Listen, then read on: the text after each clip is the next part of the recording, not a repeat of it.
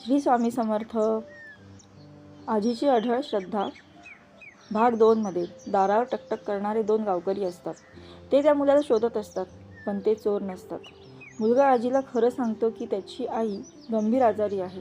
औषधासाठी पैसे घेऊन तो निघाला होता, पण पावसात रस्ता चुकला आणि मोबाईलही बंद पडला.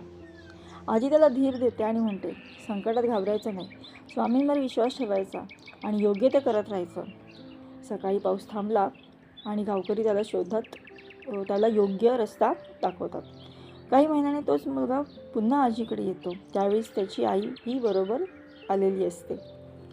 त्याची आईची तब्येतही बरी झालेली असते. तो आजीचे आभार मानतो. तो म्हणतो, त्या रात्री तुम्ही मला फक्त आसरा दिला नाही, तर धैर्यही दिलं. आजी हसून उत्तर देते, माझं काही नाही रे बाळा. स्वामी शिकवतात की संकटात माणसाने माणसाच्या पाठीशी उभं राहावं. तो मुलगा नंतर गावात गरजू लोकांना मदत करू लागला.